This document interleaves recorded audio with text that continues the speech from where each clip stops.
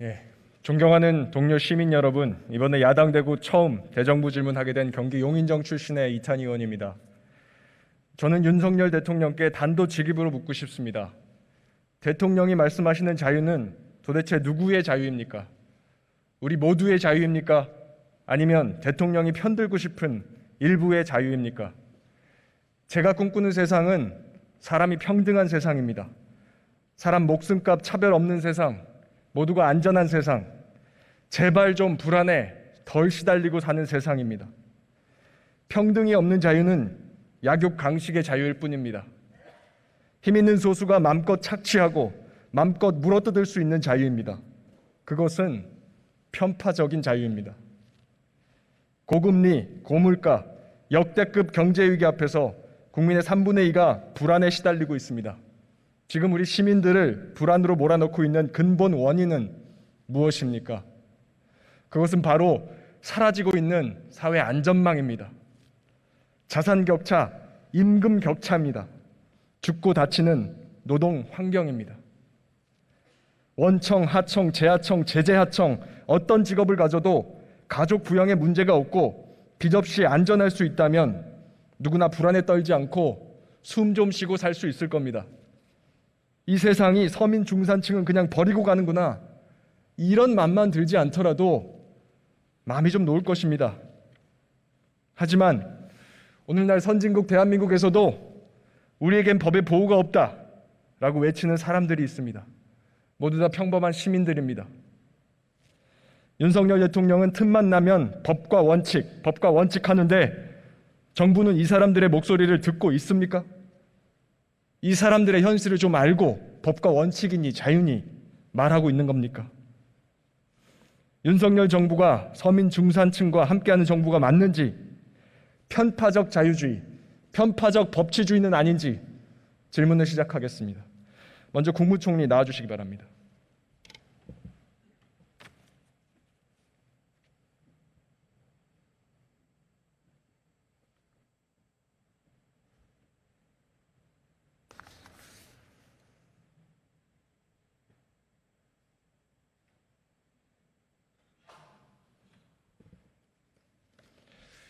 총리님, 화면에 있는 저 물체를 총리님은 뭐라고 말씀하시겠습니까?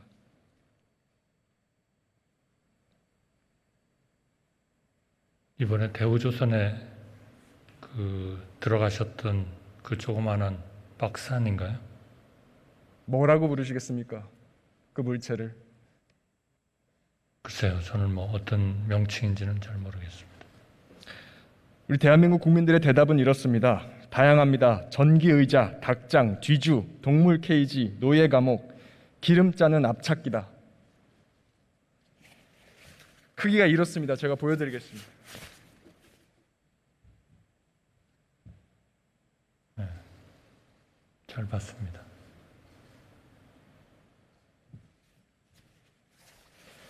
가로 세로 높이 80cm에 0.15평입니다. 실감이 나십니까?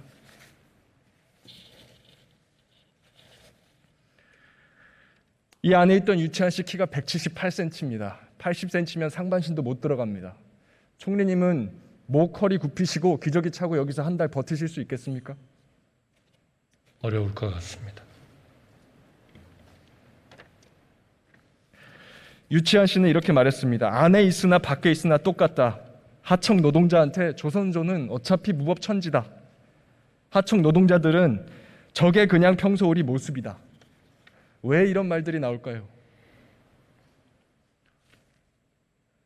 이 조선공업에서뿐만이 아니고 우리의 노동시장은 굉장히 구조적인 문제가 많습니다. 의원님께서 잘 아시다시피 대기업, 정규, 노조원의 임금과 하청업체의 비정규 직원의 임금은 거의 3분의 1 정도 수준까지 적습니다. 구체적으로 임금 수준 알고 계십니까? 제가 기업마다 조금씩 다르기 때문에 평균으로는 한 한 600대 한 200쯤 되지 않나 이렇게 생각을 합니다. 그럼 결국 이 문제의 해결은 우선 기업이 잘 돼서 더 많은 임금을 줄 수 있어야 되고요. 그리고 실제로 그렇게 대기업의 정규 노조 직원으로 있는 분들도 좀 더 이러한 그 2단계, 3단계 하청에서 일하고 계시는 그런 노동자의 그러한 또 사정도 또 같이 기업들과 정부와 같이 고민을 해야 된다 이렇게 생각합니다. 이번에 문제된 대우조선 임금 수준을 보겠습니다. 화면 보여주시죠. 자, 22년 차, 23년 차 숙련 노동자들의 급여 수준입니다. 전부 다 가족들이 3명, 4명 있습니다. 200만 원대입니다. 그렇죠? 네, 맞습니다. 200만 원이면 총리님 김현장에서 연봉 5억 받으실 때 하루 일당입니다. 이 정도 돈이면 4인 가족 한 달 살만 하겠습니까? 매우 어렵겠죠. 이 대우조선 하청 노동자들의 임금 수준 2016년 구조조정하면서 30% 삭감되면서 이런 상황이 벌어졌습니다. 회사 좋아지면 복구해주겠다 이런 말 들었습니다. 복구 약속 지켜졌습니까? 그래서 정말 기업이 잘 돼야 되는 거죠. 또 기업을 운영하는 분들이 정말 제대로 된 기업이 안 돼서 복구가 안 됐습니까? 그동안의 조선이 매우 어려웠죠. 의원님 잘 아시지 자, 않습니까? 화면 보시겠습니다. 임원들 보수만 복구됐습니다. 2017년 1억 8천만 원이 2019년엔 5억이 넘었습니다. 2021년에도 3억에 달합니다. 회사 실적이 안 좋았냐? 그것도 아닙니다. 2017년 바로 당기순이익 흑자로 전환했고요. 2020년까지 연속 흑자였습니다. 2021년 역대급 수주했습니다. 2022년도 마찬가지입니다. 하청 노동자들 임금만 복구가 안 된 겁니다. 어려울 때 고통분담 같이 했는데 왜 하청 노동자들 임금만 복구가 안 됐습니까? 여기에는 작년에 1조 7천억 적자 난 것은 안 들어있네요. 통계. 작년이 아니라 그 전까지도 마찬가지입니다. 아니 바로 조금씩 회사가 영업이익이 나기 시작하면서부터 조금씩. 임원 보수는 방금 바로 회복시켜줬습니다. 그러나 하청 노동자 임금은 오히려 깎았습니다. 그러니까 저는 그건 절대로 잘했다고 제가 얘기를 하는 게 아니고요. 기업의 경영 자체는 그저 그 수익 자체가 그렇게 크지 못했고 작년도에는 거의 1조 7천억 적자까지 났다. 그런데도 불구하고 임원들만 월급을 늘렸다. 이렇다면 그건 당연히 제가 보기에는 기업이 제대로 살 수 없었을 거고 그 문제에 대해서 기업이 그러한 임원들의 그런 고임금 때문에 문제가 있었다면 저는 책임을 져야 된다고 생각합니다. 총리님 시각은 회사 이익과 연결시키는 시각은 그냥 두고 보겠다라는 말씀으로 들립니다. 그렇지 않습니다. 이거 구조적인 문제입니다. 조선업 하청 노동자 전체 비율이 IMF 전에는 20%였습니다. 근데 지금은 현장에 80%가 넘습니다. 아무런 법적인 보호장치가 없어서 그렇습니다. 건설처럼 제야도 금지도 없습니다. 너무 지위가 열악해서 20년 차, 30년 차 숙련 노동자들이 전부 다 하청 노동자가 됐고 이들을 보호할 대책이 전혀 없다 보니까 회사가 좋아져도 임금 복구가 안 되는 겁니다. 제도적인 대책이 필요하지 않겠습니까? 그래서 이번에 대우조선의 하청업체들과 또 노동자들의 조합이 타결을 하면서 제가 보기에는 노동부 장관께서 이러한 그 조선업계의 노동과 이런 그 임금의 근본적인 구조를 주요 토의 내용으로 하는 그런 태스크포스를 만들어서 이 문제를 본질적으로 좀 접근해보자 이렇게 지금 추진이 되는 것으로 알고 있습니다. 최소한 건설업에 준하는 보호가 필요하다고 생각합니다. 아시다시피 우리 조선업 경쟁력에는 숙련 노동도 들어가 있습니다. 이 조선업 슈퍼사이클 이런 얘기도 나오는데 노동자들 서민들 다 버리고 3단 분리 로켓처럼 나머지만 달아나가면 뭐 하겠습니까? 그렇죠, 총리님?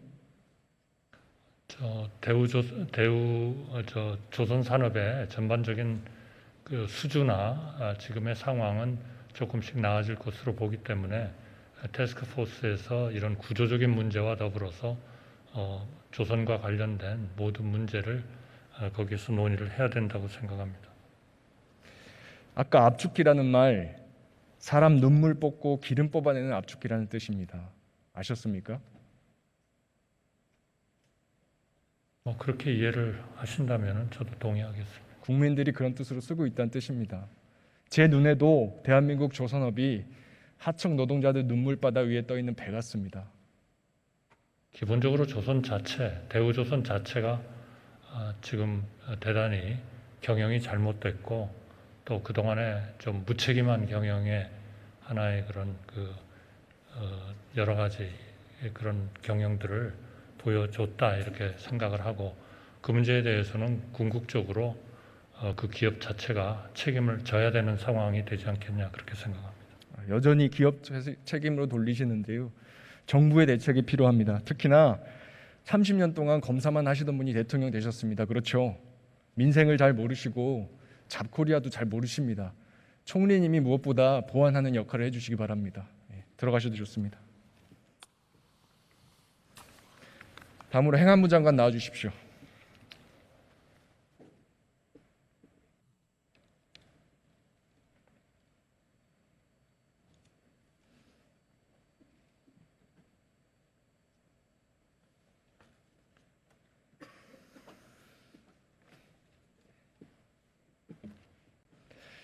자, 화면 띄워주십시오.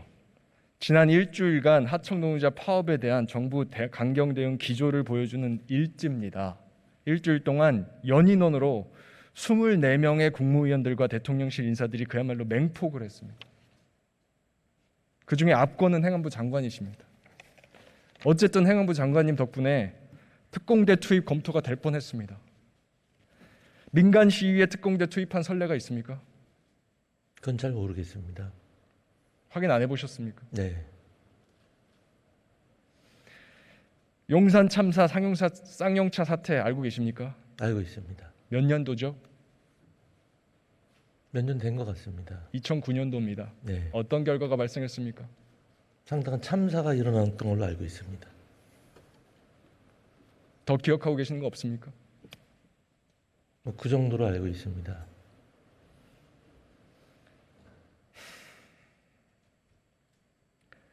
현장에서 30명의 사람이 죽거나 다치고 쌍용차 사태는 그 이후로 자살한 노동자만 30명 가까이 됩니다.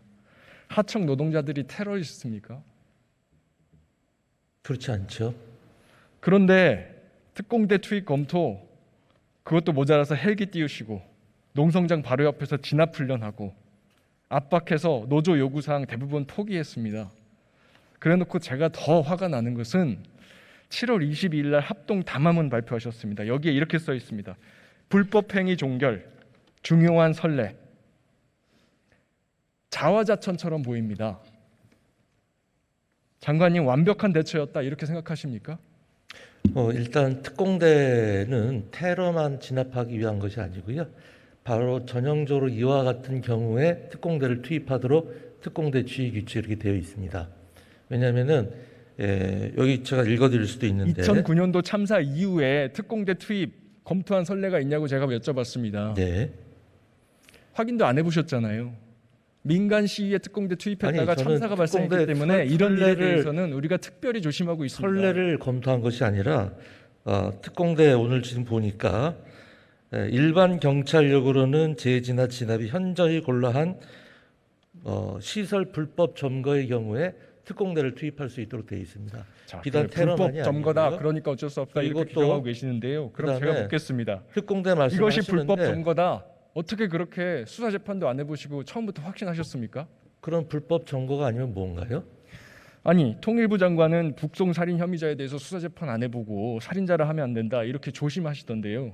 자국민 하청 노동자에서는 그렇게 조심 안 하고 그냥 검토하셨습니까? 아니 지금 공사 현장에서 그 배를 점거함으로 인해서 뒤에 있는 배를 뺄 수가 없는 상황인데 외견상 명백한 걸 그렇게 말씀하시면 곤란한 거 아닌가요? 그 과정은요?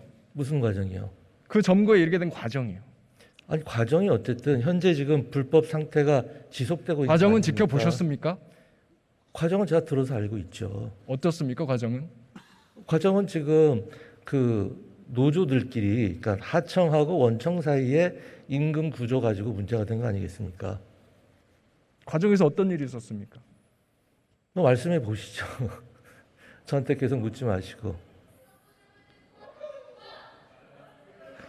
장관님, 이 자리는 대정부 말씀이 아닙니다. 대정부 질문입니다. 제가 네네. 말씀하는 걸 듣는 게 아니고요. 제가 질문을 세세한 하면 과정을 다 알지 답변을 하시고 그 못하기 답변을 때문에 통해서 국민들이 정보를 얻는 말씀을 좀 겁니다. 해달라고 하는 것입니다.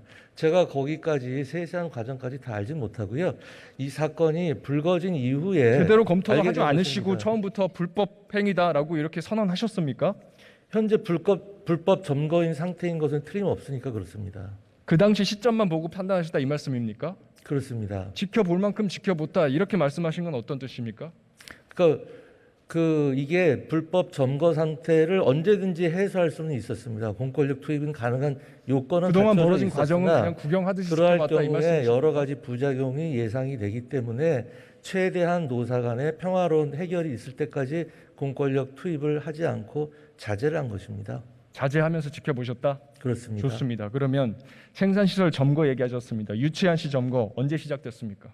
어떤 점거요? 유치한 시 아까 약 한 달 정도 된 걸로 알고 있습니다. 언제 점거가 시작됐습니까? 며칠입니까? 정확히는 모르겠습니다만 유 모 씨가 말씀하신 그 안에 들어간 것이 한 달 남짓된 걸로 알고 있습니다.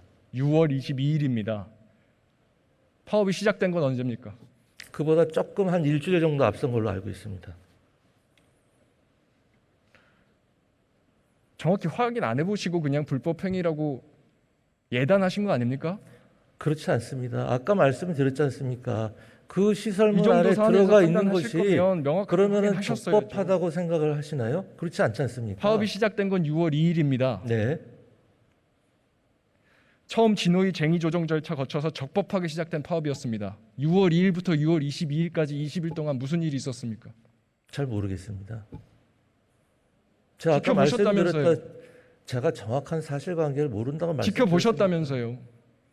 아니, 제가 그렇게 말씀 안 드렸습니다. 그 상황 자체가 불법인 것이 명백하다고 말씀을 드렸죠. 아니 이 사안에 대해서 무려 네. 24명의 국무위원들이 연인원으로 발언을 했습니다. 지켜볼 만큼 지켜봤다. 더 이상 참을 수 없다. 이런 얘기까지 네. 했는데 제대로 검토도 안 하고 그런 말들을 이렇게 퍼부은 겁니까? 제대로 검토를 안 20일 하지 동안 무슨 일이 않았습니다. 있었습니까? 장관님 아니, 아시는 대로 그거를 대답해 제가 보십시오. 그럼. 타임테이블을 일일이 다 기억하고 있지 못하다고 아시는 건 말씀해 말씀드렸습니다. 보세요.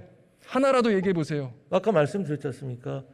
그 현장에서 불법 점거 현상이 시행되고 있었고 그것이 6월 그것이- 22일입니다. 그럼 6월 네. 2일부터 20일 동안 그 앞에 무슨 과정이 있었습니까? 그건 제가 자세히는 잘 모르겠습니다. 그것은 아마 고용부 장관님이 잘 파악하고 계실 겁니다. 영상 보여주십시오. 20일 동안 있었던 일의 극히 일부입니다. 하청 노동자 한 명을 100명이 몰려와서 에워싸고 휴대폰 빼서 바닥에 던지고 끌어내립니다. 여성 노동자들 박스 더미 밑에 숨어 있는데 잡아 끌어내리고 물건 다 뜯어냅니다. 이거 다 집단 폭행, 집단 손괴 아닙니까? 글쎄 제가 그걸 판단할 지위에 있지 않습니다. 폭처법 2조 2항 7년 6월 이하의 징역 이것도 판단 못 하십니까? 사안을 정확히 잘 아시지 않습니까? 사안을 이렇게 단기간에 화면만 보고 저보고 판단하라고 하면은 그건 굉장히 무리한 요구라고 생각합니다. 본인이 아무것도 확인을 못 하셨기 때문에 제가 보여드리는 겁니다. 어떤 확인을 못했다? 자, 이 과정에서 50대 여성이 전치 12주의 상해를 입었습니다. 특수상해 형법 제258조의 10년 이하의 징역, 벌금도 없습니다. 이건 불법이 아니겠습니까? 방금 말씀드린 바와 같이 구체적인 사실관계를 파악을 해봐야 되겠죠. 그렇게 갑자기 몰아쳐서 질문하시면 제가 답변하기 상당히 곤란할 것 같아요. 유치한 씨가 애초에 왜 배 안으로 들어갔는지는 알고나 계십니까? 제가 알기로는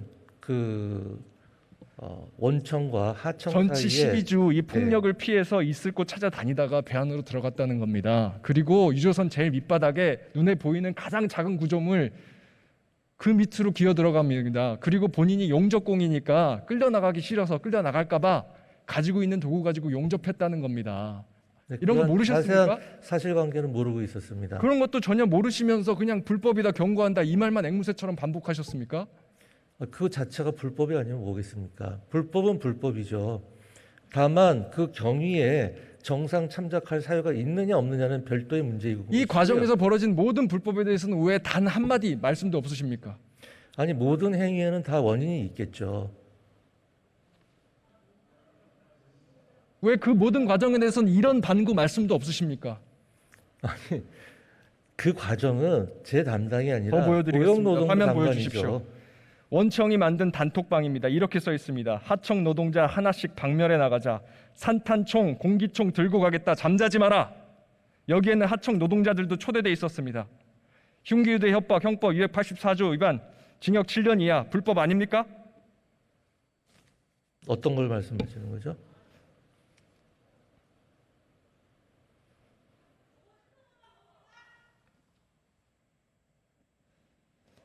산탄총, 공기총 들고 가겠다. 잠자지 마라. 이 말씀들은 무슨 느낌이 드십니까? 상당히 위협적이라고 느낌이 듭니다. 그러나 그런 불법에 대해서는 아무도 이야기하지 않았습니다. 윤석열 정부에서. 그것만이 아닙니다. 조선소가 무법천지라는 말이 왜 나오겠습니까? 조선소 작업 환경 극도로 위험합니다. 20-30m 교공에서 안전 그물망도 없이 일하고 있습니다. 이거 다 산안법 위반입니다. 그렇죠? 산안법 제168조 위반 5년 이하의 징역 5천만 원 이하의 벌금. 제가 사측 불법행위 나온 거 추려보면 해도 6가지가 넘습니다.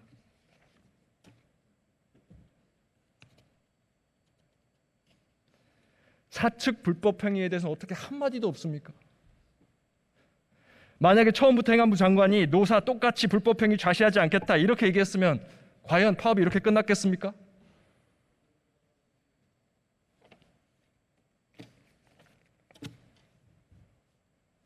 이런 걸 보고 편파적 법치주의라고 하는 겁니다. 그렇게 생각하지 않습니다.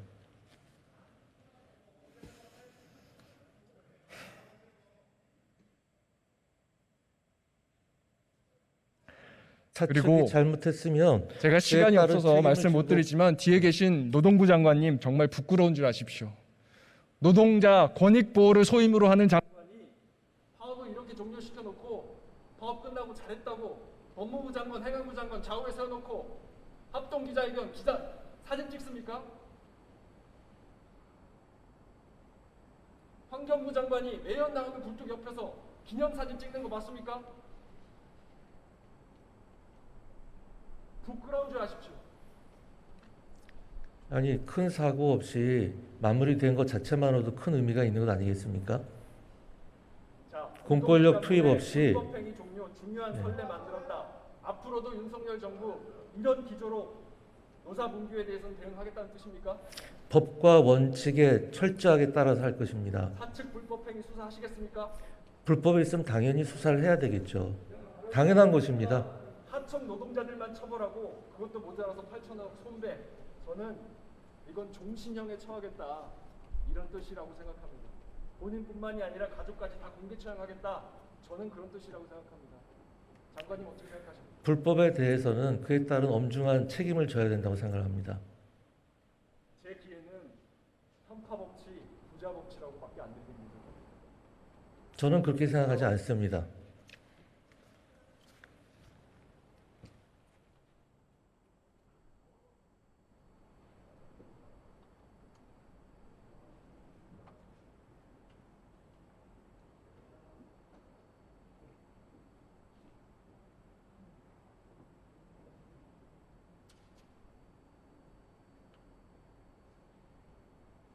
법치주의가 사람 수사하고 처벌하는 것만이 법치주의가 아닙니다.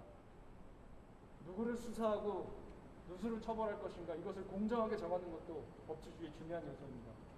부자들이 싫어하는 것만 불법 딱지 붙여서 선택적으로 제거하는 것 편파적 법치주의입니다. 그리고 사람을 보호하는 법, 이 법이 지켜지도록 하는 것도 법치주의입니다. 만약 편파 정치, 부자 정치로 서민들 통치하는 게 윤석열식 법치주의라고 하면 저는 단호하게 맞서 싸우겠습니다. 경청해 주셔서 고맙습니다.